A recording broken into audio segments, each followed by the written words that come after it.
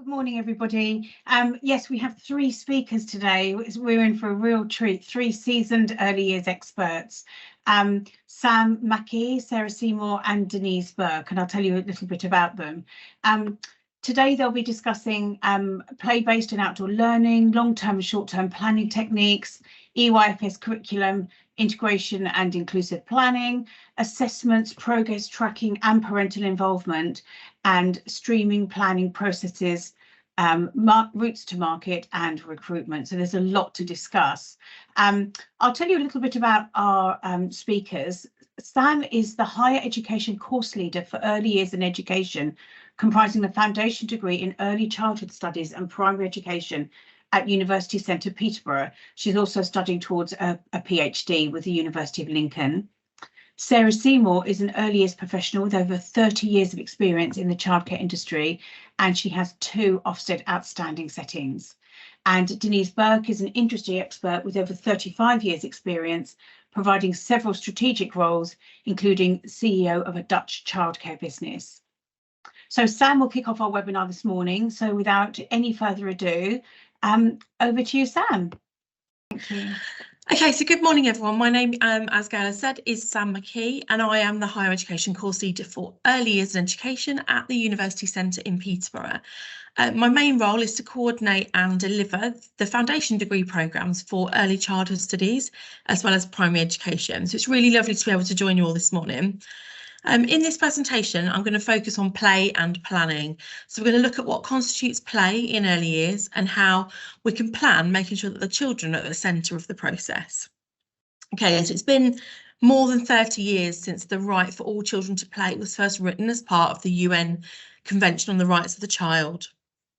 Since then, conceptualisations of play has had a wide influence, and there has been a whole range of theoretical orientations to consider around play.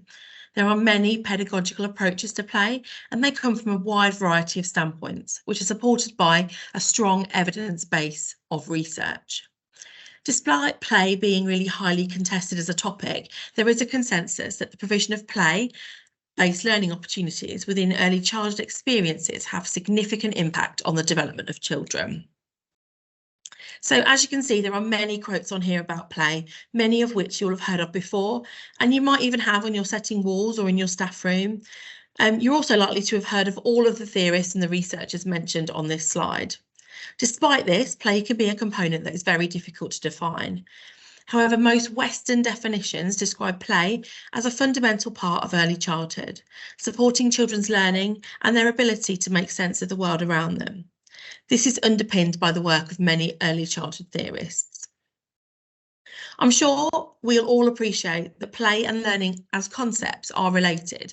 However, it's really important to identify the difference between the two, as play and play-based learning are different, yet frequently the terminology is used interchangeably. Within this presentation, play is understood to be anything that is child-centred practice, whereas play-based learning is on a continuum. So this can include anything from child-directed play and learning right through to teacher-directed play and learning. Anything that basically happens through the basis of play, though, rather than traditional teaching. To clarify, when talking about planning for play, what I'm referring to is anything that the child has chosen to do within the environment in which they are playing. The adult in this situation does not, in this case, have a designated role.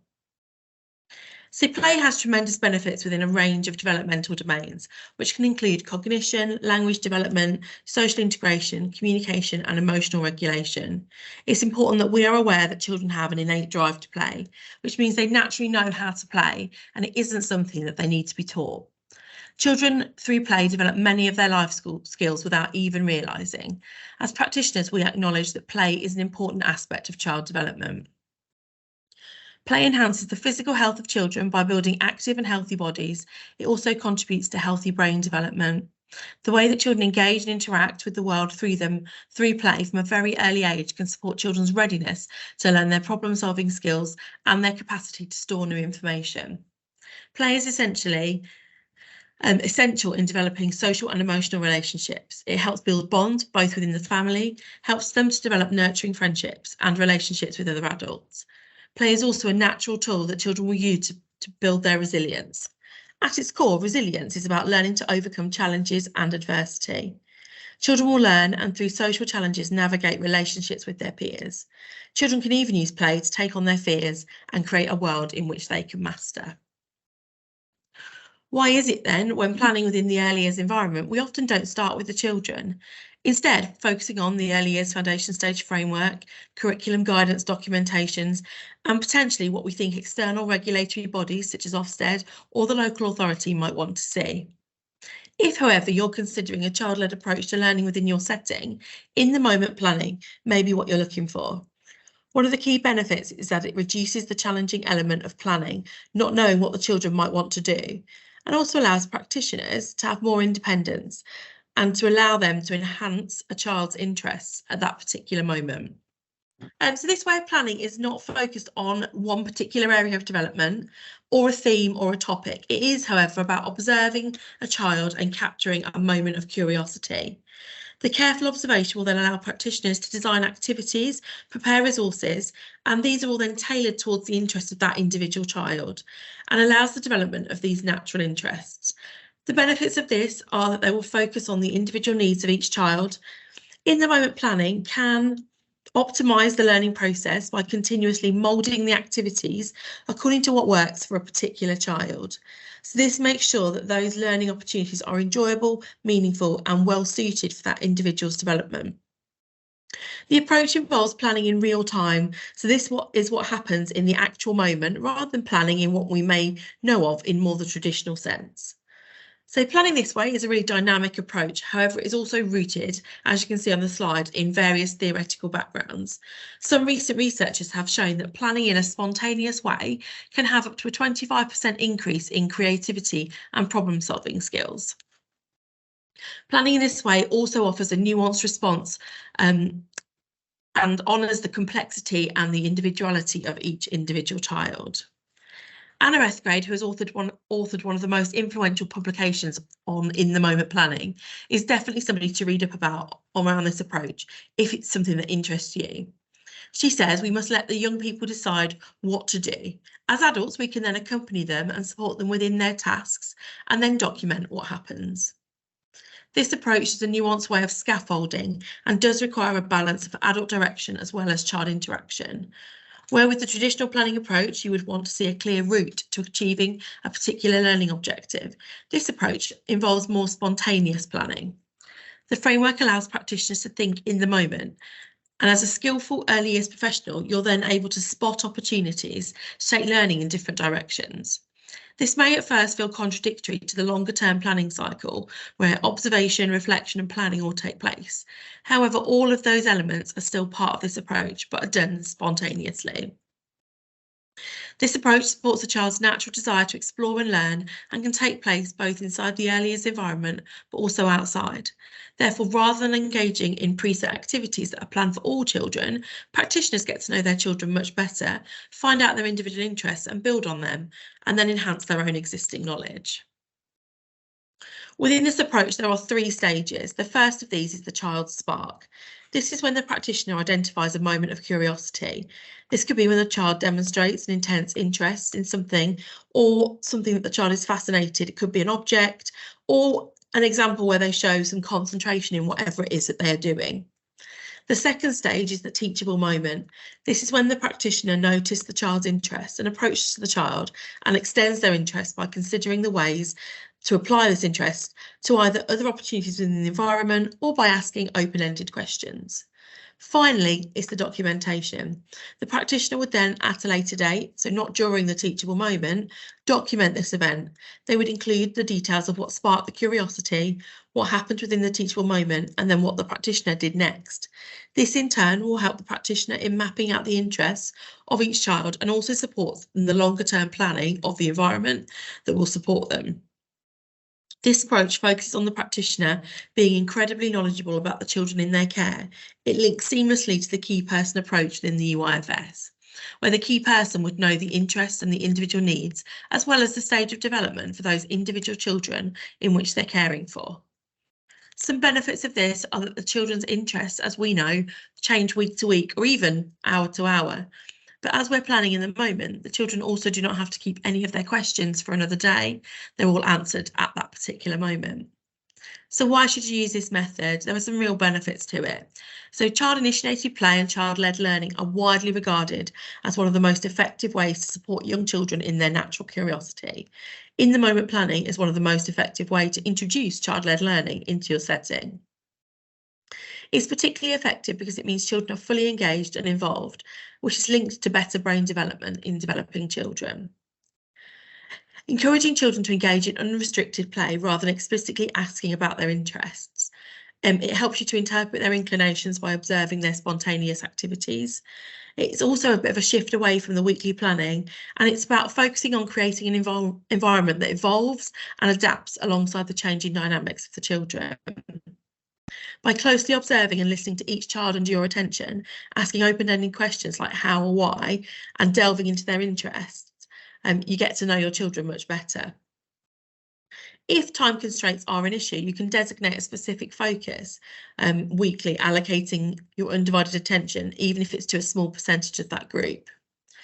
You can initiate interactions with children on their own turf, avoiding disruptions to their play by beckoning them over to you to do something that you've planned for them to do. It also recognises the uniqueness of each setting. You can be open to experimentation and discover what approach suits your particular setting. Patience is key. Don't be discouraged if things don't click immediately. Any adjustment does take time. So in conclusion, the significance of play in the early years cannot be overstated. It serves as a dynamic and multifaceted tool for children's holistic development. Play not only fosters cognitive, social, emotional and physical growth, but also provides a platform for creativity, problem solving and self-expression. Through play, children explore the world around them and develop essential skills and lay down their foundations for future learning. In the context of early childhood education, the approach of in-the-moment planning emerges as a powerful strategy. Recognising and responding to children's spontaneous interests and inquiries, in-the-moment planning allows educators to tailor the learning experiences to meet the unique needs and the curiosities of each child. This approach not only enhances the engagement, but also promotes a child-centric and flexible learning environment. The seamless integration of play and in-the-moment planning acknowledges the dynamic nature of children's development. It encourages practitioners to be attuned to the ever-changing interests and abilities of their children, fostering a responsive and adaptive teaching style. By valuing play and embracing in-the-moment planning, you can empower the children to take an active role in their learning journey, providing a sense of autonomy as well as curiosity. Ultimately, the combination of play and in-the-moment planning creates an enriching educational experiences that goes beyond the traditional confines of a classroom. It cultivates a love for learning, enhances problem-solving skills and nurtures the social and emotional well-being of children, as well as recognising the crucial role that play and responsive planning plays within the early years. By doing this, we can pave the way for a generation of confident, creative and lifelong learners. So one thing a lot of people kind of get concerned about is kind of the planning and the documentation side of this. So I've popped a couple of examples in there for you, and these are things that can be kind of sent out to you after the webinar. And then there's just a couple of references of other bits of research that I've used. Thank you very much. Thank you. Thanks, Sam. The planning documents that Sam was referring to at the end, we've got those. She's been kind enough to send us those separately. So we'll add those to the webinar email that comes out after the event. So thank you very much, Sam. That was really interesting. We're going to move on now to Sarah Seymour. Sarah, I'm hoping technology has rectified itself and you can... Yes, she can speak. Yes, fantastic. Yes, I've got my mic. Thank you very much. You're more than welcome. I'll hand over to you now. Lovely, thank you. Good morning, everyone, and thank you for inviting me to this webinar today, which I'm very, very honoured to do with you. My name's Sarah, as Gail previously mentioned, and I have several years' experience in the early years sector, and I do own and manage an outstanding nursery in Kent. At our recent Ofsted inspection, the inspector noted that staff are incredibly skilled ensuring that the curriculum offers children a superb range of activities and first-hand experiences linked to their emerging interests and next steps. Staff have consistently high expectations of children's learning.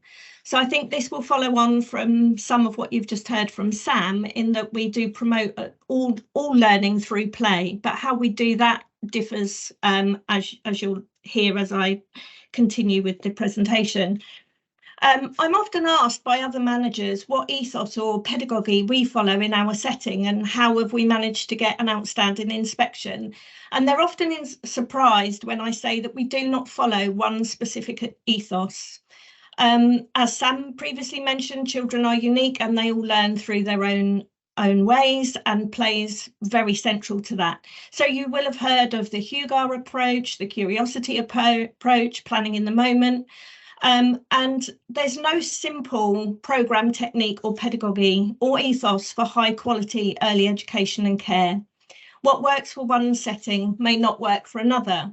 But what we do know is effective early years provision comes from a well-trained, qualified workforce. It has a carefully organised learning environment which challenges children and stimulates and engages them.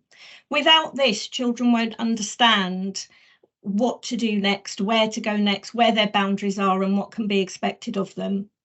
We all know when our curriculum is well planned, when the children run into the room that morning and they see that, really inspiring tough tray there, or sensory tray, or a really well organised mark making area. We know that we've got it right because we can see that by their engagement with it immediately. It doesn't stay like that for long, but it's there at the beginning. So we also know that the environment that meets the needs of the children through warm, responsive care and through engaging learning with a mix of adult-led and child-initiated play has the best outcomes for children. Guidance documents are there to support us. Birth to 3 matters and development matters are there as guidance. But the setting that develops their own curriculum is the one that, in my opinion, is providing the richest learning opportunities. You and your team will know the children in your setting well, and you know them best. And if every member of staff contributes to that planning by giving information about their individual key children, it will be a very powerful tool.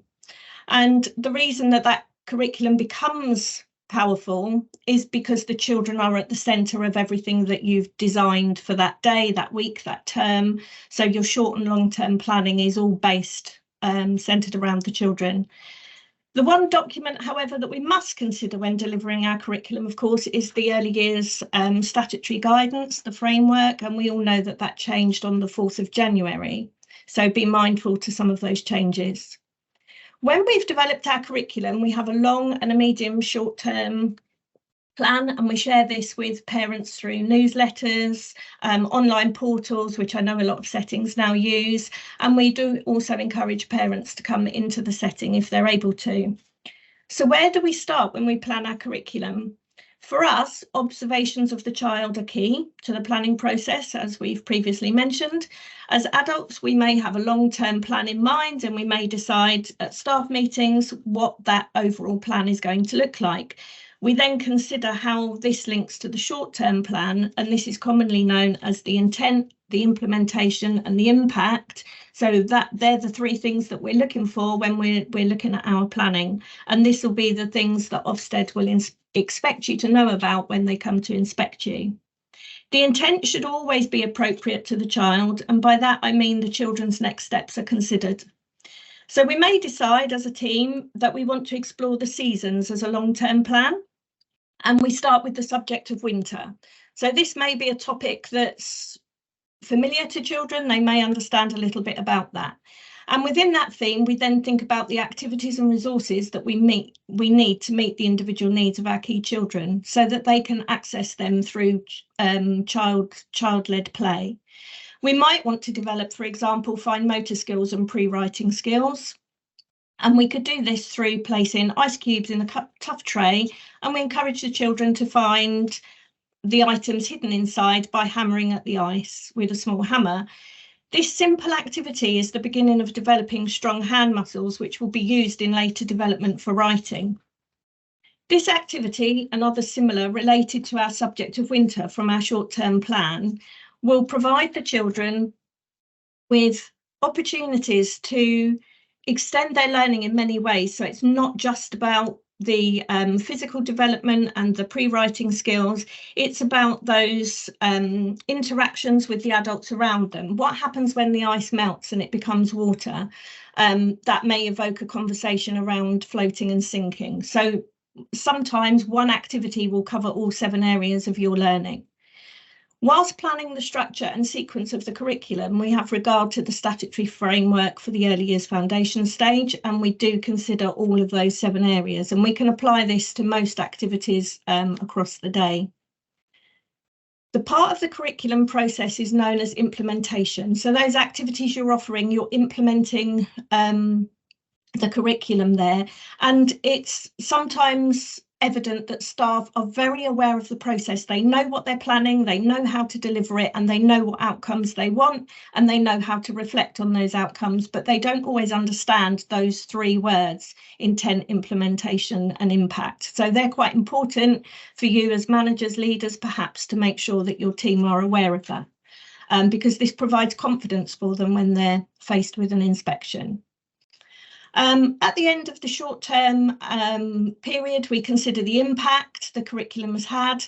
So we're looking to see if there's been an increase in mark making and writing skills among those children that we'd provided the ice melting activity for. And then we feel quite proud if we can see that success there. If not, we try again and we use a different activity.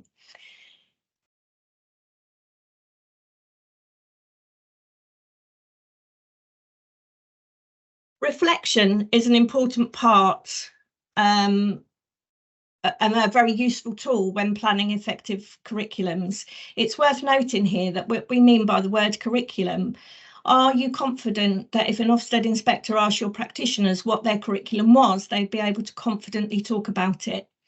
The curriculum, put simply, is the progress the children make from the activities that you've provided. So are your babies in the baby room ready to move to the next stage in the toddler room? Are your preschool children ready to move on to school? When we think of children and how they learn and what their next steps are, we're essentially thinking of a sequence of development. So, for example, we would not expect a child to sit on a bike with pedals for the first time and ride it along the park and be having great fun. We've all seen children progress from balance bikes, strider bikes, and then bikes with stabilisers, and then we all run alongside when we take the stabilisers off and watch them ride, because they've then developed the balance skills and the coordination they need to pedal that bike. So this sequence of development should not be a tick box exercise, but a unique process for every child you work with. Good curriculum designs will recognise this and provide push along toys and build up to the pedal bike. Having the full range of vehicles available will allow every child at all developmental stages to use the vehicle appropriate to them at the time. You can apply this type of thinking to all areas of the EYFS. So if your setting only has push along bikes and a child is already developmentally ready to start pedalling and they don't have the opportunity to pedal, that limits their skill, that limits their ability to move to that next step. So a well-designed curriculum will allow for those progressions. At this point, it may be worth discussing and thinking about the format of how your long and short-term planning is designed. So I've talked to you about the curriculum and what it means, but I haven't talked about the design. And as you saw at the end of Sam's presentation there are many designs that you can use, and that will be unique to every setting. How does everyone in your setting know what the curriculum plan is? It may be a chart or a spreadsheet every day to let everyone know what the activities are and what areas of learning they're going to be thinking about that day. The manager or leader may have discussed this plan with all staff and then been the person responsible for spending many hours producing it. There's no simple answer to document your curriculum. There's no simple way to do it. That again is unique to your setting. However, when your Ofsted inspector is visiting and inspecting your setting, they will not need to focus on that lovely plan that you've spent hours creating. if they have seen within your setting during that lovely learning walk, if they've seen that your staff are confident in the activities they're providing, they're engaging with the children, they're promoting their learning, and they're bringing them to their next steps, they won't need to see the plan because they will already have felt it. From my experience, the joint observation that is carried out with an inspector will be your opportunity to showcase your setting and demonstrate how good the curriculum is. An inspector who's confident that your practitioners know what they're doing will have no need to challenge every member of staff, and they won't need to be looking at that paperwork. Tracking and assessing is another subject which now we look at. We've planned for the child, we've looked at the next steps. How do we know that what we've provided is helping them achieve their next steps? Ofsted won't worry about what method you are using to track your children. What they will be worried about is whether your staff know. What did the children know when they started and with you in your setting, and what do they know now? What have you done? Remember in those learning walks to talk about that. You may find a child is not grasping the concept of counting, for example, as a key person, and you've put in many steps. You've not only done individual activities with the child, you will have put activities into your learning environment that they can access independently, and you've done everything from counting them as they line up, counting fruit as they put it in their bowl at snack time, etc. So when your inspector is asking you why you feel that in your tracking that child has not met the expected next step for you, you'll explain that 4 of your key children have, and this one child just needs that little bit of extra help. It will show your understanding of how you're tracking those children and then meeting their needs. Children who have a significant level of need will need a carefully planned level of intervention support to help them access the curriculum. Again, my top tip here, regardless of your curriculum pedagogy, is to keep the child at the centre of what you do and keep next steps appropriate to their developmental level. It's also very important to keep the expectations for those children high. With all our curriculum planning, it is worth remembering and reminding yourselves that parents are the first educators of children, and you can share information with family members and also other practitioners or nurseries or childminders that you're sharing those children with. This will be a valuable source of information when you're planning that curriculum. As a nursery manager and owner, I know how difficult it can be day to day in a setting. Keeping staff morale high, providing an inspiring environment whilst you're also adhering to legislation.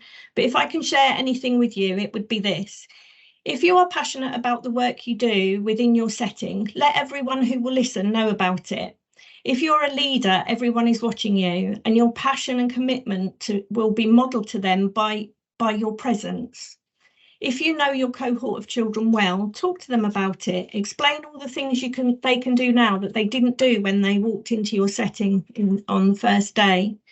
Don't be afraid of Ofsted. They will check you are following the statutory guidance, which changed on the 4th of January, but they will do this through observing your team and talking to you. They're not there to catch you out, and I feel that sometimes teams are very concerned about Ofsted, and then, as Sam said earlier, they're more worried about doing that than they are being able to provide that play-based curriculum.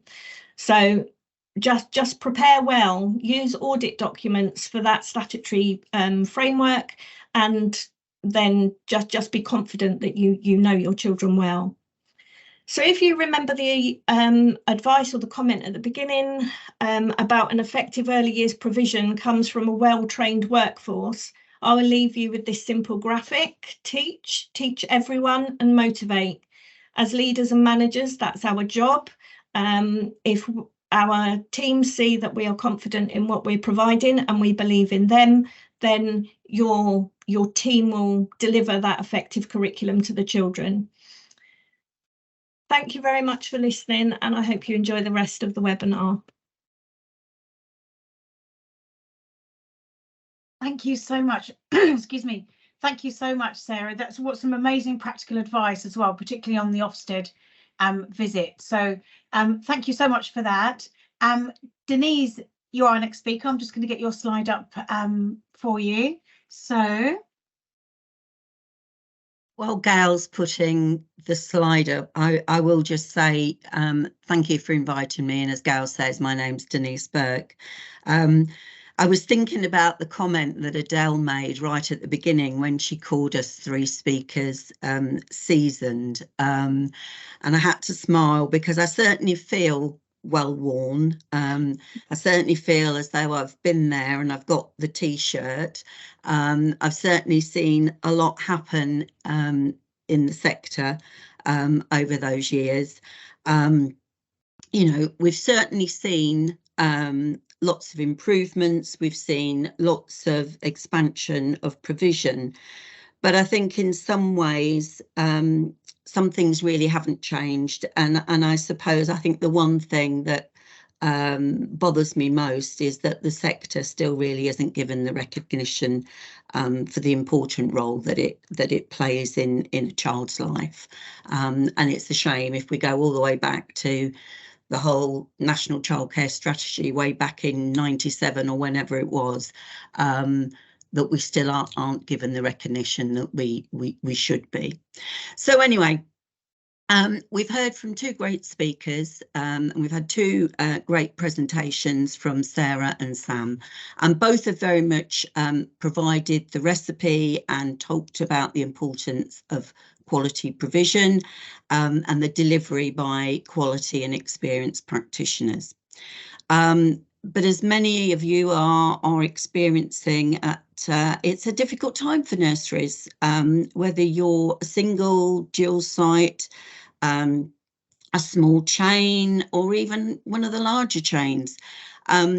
Government funding for the so-called free entitlement, as we know, doesn't cover the cost of delivery. And in lots of places, staffing is a key issue, whether that be recruitment or retention. And some of you may well be having to cap places as you simply don't have sufficient qualified staff to allow you to operate at optimum levels. In addition, we're in the dark about the level of funding for 2-year-olds from April. Couple that with the fact that families, some are struggling now to register for that 2-year-old funding simply because the cycle of the 3 months registration. And we've already seen Busy Bees make a U-turn in the last couple of days because they had set a deadline, I think it was something like the middle of February, for parents to book 2-year-old places, so that quite rightly planning could be done, and they've had to extend or rethink that simply because some parents cannot register at the moment. So what can you do about it? When I get a call from a provider or sometimes it's an investor, I always say, I really don't have a silver bullet, but I can help identify, as the slide demonstrates, that low-hanging fruit. Some quick fixes really to help turn the setting or the group around. And I just want to give the quote from Henry Ford. If you do what you've always done, you'll get what you've always gotten. And we know people don't particularly like change, but change is healthy. When I get asked to go into a setting, one of the things I'm really, really keen to do is to turn that setting or that group very much into the childcare provider of choice, not only for parents, but also for staff alike. And to do that, we have to make you stand out from the rest. I really can't cover everything this morning in the time that I'd got, but I just want to offer you some little changes that are easy to implement. And I'll just take you back to when I was CEO in the Netherlands. I went into what then was the Dutch largest childcare provider, who literally were going to the wall. And the idea was to go in and just implement some small changes that could start making a difference. And to do that, we set up a 100-day plan of these quick fixes that we can do. And I'm certainly not saying that after 18 months I made all the difference, but without dropping the name in of who that provider is, if I say to you now they've gone from strength to strength and now they've just acquired 2 national chains in the UK, you'll know that by making those changes, they've got to the place where they are now. So let's start with getting bums on seats, and I'm going to assume that capacity may be your issue and not hindered by the lack of staffing. I've done many mystery shops over the years, and very much first impressions count. I will just say you're probably looking at me and saying, how the heck is she managing to get a mystery shop in on the basis that she's a potential parent? Be warned, I don't. I do it that I'm a grandmother or somebody doing kinship care. So that's how I get away with it. When I've done some of these mystery shops, it's about the customer service. It's about that customer journey. How do you stand out from the rest? And that customer journey, parental journey, can be a real deal breaker. Now, whether the parent makes contact via your website, whether it's making contact via head office, direct with the nursery, this is the start of the conversion process, as we call it, and contact with that parent carer needs to be consistent until that decision is made by that parent that they want to book a place. Even then, if that conversion doesn't turn into a booking, you need to be following that parent up, asking them why they've decided your setting isn't for them. You can learn a lot from that feedback. I just want to also give you a bit of an example of some of the things that I've found when I've done a mystery shop. So that process of making that initial booking hasn't gone smoothly. I've turned up at the door and somebody has not realised, or it's been forgotten, it hasn't been fed down the chain that they're having a tour happening that day. You sometimes find you might look around the environment, and one that sticks in my mind was a very large clock on a wall, and that clock had stopped. It was telling completely the wrong time. And I think if you can't get the little things right, just like that in an environment, it would make you think, well, if they can't get that right, how are they going to look after my child? I've also been into settings where I've seen, not necessarily intentionally, but staff just chatting to themselves, arms crossed. It does not give a good impression. And the other thing I would urge you to do in your settings, when you've taken that parent for that tour, have somewhere private that you can then have a conversation with them. One of those things that parents are going to want to know about is cost. And, you know, we're all going through a financial squeeze at this time, and cost is very important to parents. And what you need to be able to share with those parents is at least to be able to say to them, well, these are the fees in our nursery, but actually this isn't the cost, this isn't the fee that you necessarily will be paying. They're you know, you may be entitled to some help with government funding, but equally, it's more than likely you'll be entitled to something called tax-free childcare, and at least have a little bit of knowledge of where to signpost them, childcare choices, to at least tell them that with the option and the opportunity of tax-free childcare, it's a bit like going in the supermarket and a buy one get one free. Not quite, but we need to be telling parents a little bit more so that they're sort of incentivized to think about your setting. And that's where I want to move on about how you then sort of link that tour, that conversion. And I always describe it as a sausage machine. So you need to be looking at and registering every single inquiry that you get. How do all those inquiries go into the sausage machine, and how do they come out of the sausage machine as conversions to an actual booking, and how many you're losing along the way? So KPIs linked to staff incentives. So key performance indicators, they need to be measurable goals that help track and evaluate the success of any business. And incentives are rewards and benefits that motivate your employees and to achieve those KPIs. Especially in businesses like childcare, where money, as we know, is tight and monetary rewards are not really doable.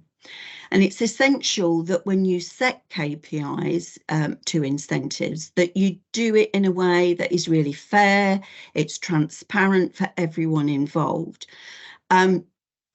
KPIs need to be relevant and realistic. They need to be meaningful and attractive for employees to engage with. You need to be able to communicate and monitor KPIs, feed back those outcomes of those KPIs and incentives. And if it's not communicated upfront transparently, employees might not know then what is expected of them. So just to give you a quick example, that whole parental journey that we talked about, you could have a KPI. You may set that for senior managers, those that are responsible for doing your tours. You would set that, you would be monitoring, you would have an expectation on the number of conversions from inquiries through to bookings. You may then reward with something that could be an additional day off. You could increase the expectations were even your existing parents. You could set a KPI for ensuring that all those parents are aware of something like tax-free childcare. You could then reward your staff if parents then go on having taken up tax-free childcare and can afford, and if that adds on an additional half day or an additional day, that's helping you achieve your full-time equivalents. So incentives can include days off, vouchers, awards, and as you know, it is lovely to have achieved something, to feel wanted. And in so many settings that I visit, the positivity is just having an employee of the month or manager of the month or whatever. It's these little things, the little incentives that actually will keep your staff. And then I just want to talk about a USP, a unique selling point. What is it that makes your setting stand out for the rest of your competitors? Why should a parent choose you over another? So your USP could be that you offer forest, beach school, drama and dance, sensory space. You've got an absolutely amazing outdoor space. You're teaching Makaton or another language. You're engaging with the community. You go and visit the local care home. You're engaging with everybody. It's no good having a USP if you then don't sell it and promote it. And the harsh reality is, whilst quality provision gives our most valued asset, our children, the very best start in their early years, ultimately you are a business and you're selling a service and you need to be competitive. So finally, I just want to touch on staffing, because I realise we're nearly at 20 past and we want some questions. We all know that working in early years and childcare can be incredibly fulfilling and a rewarding career, making a difference to children's lives. But as we all know, it's not necessarily a financially rewarding career. So how do you go about finding staff and, most importantly, retaining those good staff that you already have? Well, there needs to be obviously a continuous stream of new talent for you to recruit. So what's your relationship like with local schools and colleges? Do you put on open days to try and attract? Do you speak with careers advisors? You need to be selling the role. We all know that you and your staff work incredibly hard, but it is a career that you can do part-time or full-time. It is usually just a Monday to Friday role, although we all know people take work home with them. But it is less restricting than working in retail. People can work shifts. You could have somebody working early shift, early finishes, late shifts. And you could even add your link KPIs to performance related pay, but you do need to be selling the career. The days of people openly coming into the sector, we're not there anymore. We've got too many competing, whether we're looking at elder care or retail. You need to sell the unmatched personal fulfillment that anybody working in early years and childcare will get. There's so much more I could share with you, but what I do hope is that I've just provided a little bit of a spark of an idea for you to start looking at that low-hanging fruit, which will then impact positively on your business. And thank you for your time this morning. Thank you so much, Denise, and thank you, Sarah and Sam. That was fantastic, and I loved. There's been a really good combination, some from more academia kind of structure and the theories, and then we had more practical experience from Sarah. And Denise was really good, because that's the webinar we had, I think it was in November, was all around the financial support and stability for settings and sustainability. So that was really to kind of round up with the planning you can do for this year to set yourself up for a fantastic start. So thank you so much to the speakers. We have been sent a few questions. So if I start with, there's a generic one, so you guys can decide who you would like to answer. So how can educators effectively implement an in-the-moment planning strategies while maintaining a structured approach? Because that's always difficult, isn't it? You've got key children that you have to and now they're looking at changing the ratios as well, while you're in the moment planning, plus writing the notes up, plus it's quite a difficult combination. Sarah, maybe this is one for you as the practitioner side of things. How do you maintain that? Because it's quite difficult to kind of, how many balls can you juggle at once, isn't it? It is a really difficult and a complex thing if you try to have too many conversations about it and trying to pinpoint it and write it down on a plan. It just doesn't work. In the moment is very much sometimes a misunderstood approach to childcare. So some practitioners think that they just have to set the room, set the outdoor environment, and just let the children go everywhere. And if the children decide that there's something in the mud kitchen that they don't want, that they want to make it into something else or transport it somewhere else, some practitioners see that as an obstacle and they want to structure it and bring them back to where they were. So there has to be some practicalities about that child who wants to put the mud in the saucepan and then carry it back into the setting and put it in the home corner, because there's a cooker there as well, and that's all part of the kitchen, so it's inside, outside. And lots of settings now are doors open and children travel to and fro. So within my setting, for example, there's lots of in the moment planning that goes on. The other day we had a very, very fine flurry of snow. So immediately the children noticed it out of the window. They wanted to go out and build a snowman. Well, there wasn't enough for that because we live in the very southeast of Kent and we don't get very much snow. But we, you know, the children went into the garden and the first thing they did was put their hands up like this and their head up, tongue out, and waited for the snow to fall. That to us is an in the moment you know, activity or a moment as such. We wouldn't then go back and write long observations on that. We might just put a wow moment on. We use an online journal, so it makes the recording of it really quick and simple.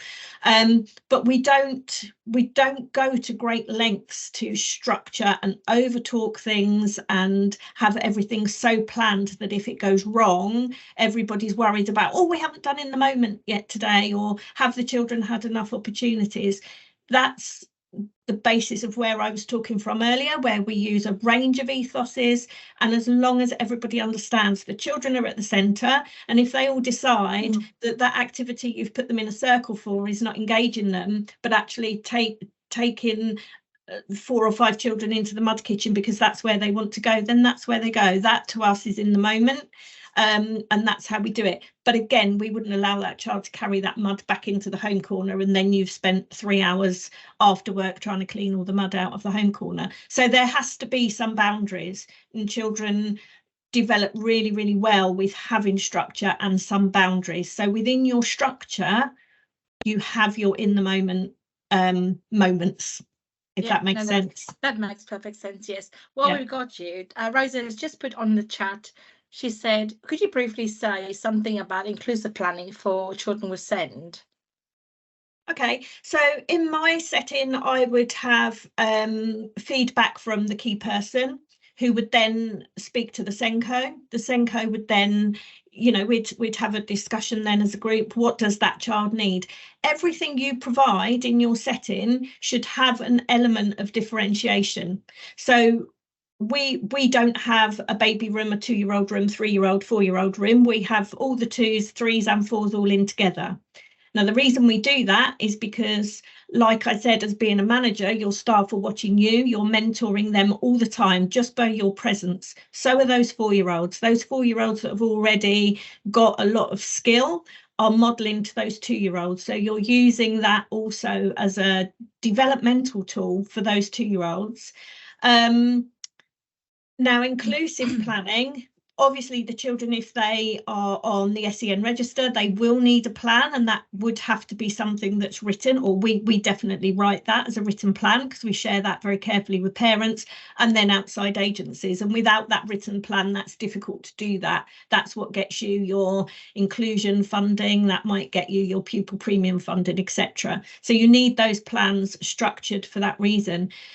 But when practitioners are providing an activity, they should be thinking about, if I've got a very able child, how am I going to extend that child? And if I've got a child who's not quite there yet, what do I need to do to help him access this activity? So it's about looking at looking again at your environment. So again, going back to an environment audit perhaps, and then looking at how you can support those children in progressing them. But essentially every activity, every resource you've got should be able to be differentiated. Definitely. Thank you so much, Sarah. That's great. I will give you a bit of a break. Sam, one for you.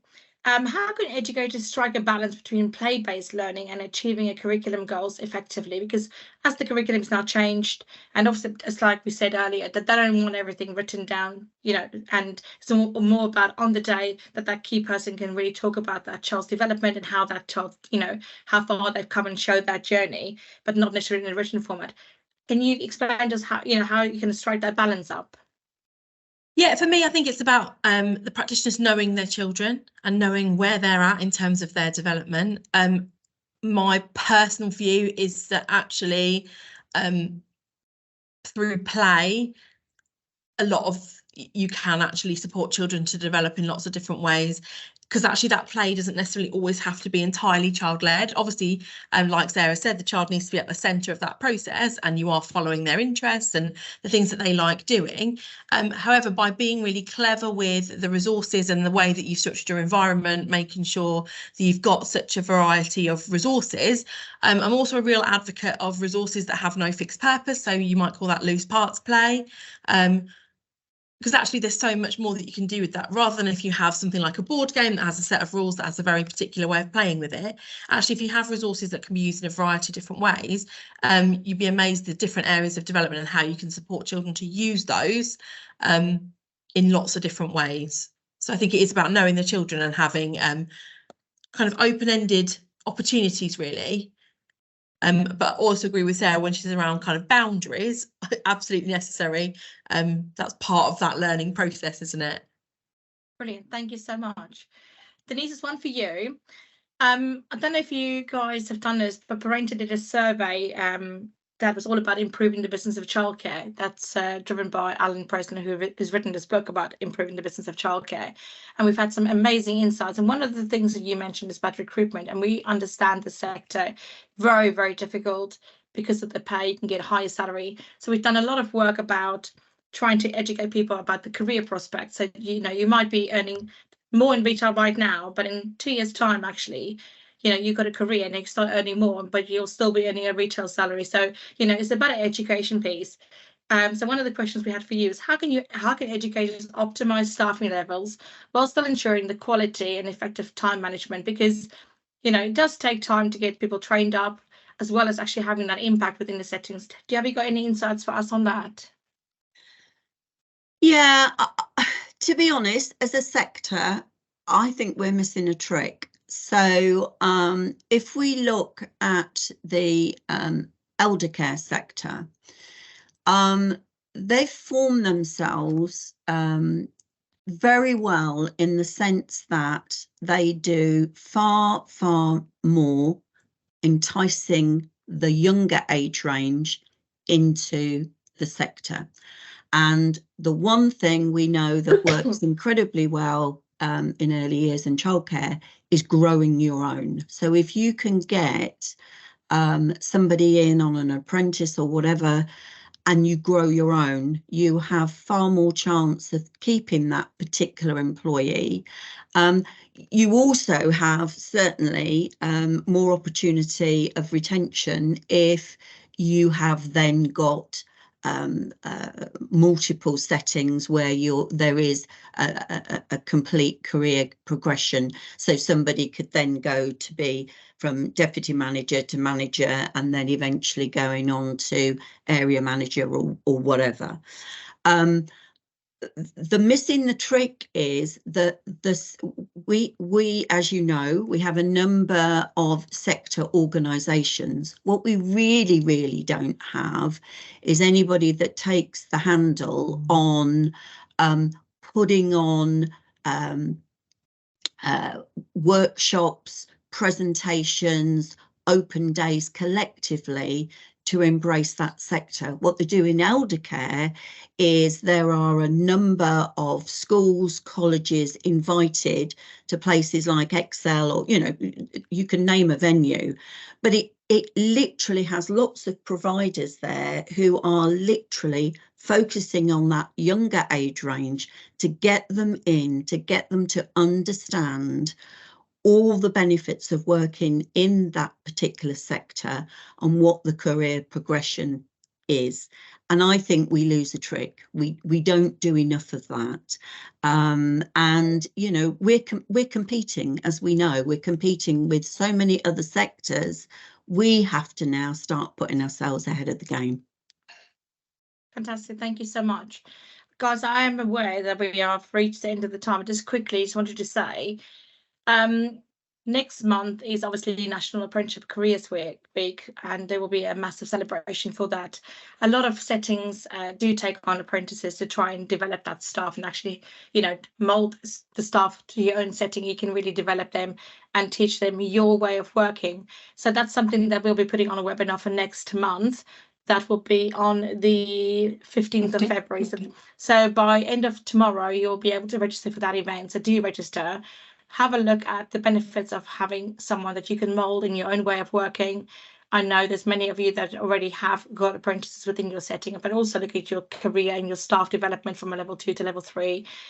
You know, so there's a lot of benefits that you can do it's work-based, so you don't have to send them to college or anything like that. So please do join us next month. But from our side at Parent, I just wanted to say a massive thank you to Sam, Denise, and also to Sarah. You guys have been fantastic. We have had more questions. We'll ask the guest speakers to answer them, and we'll include that into the recording that we will send out to everybody.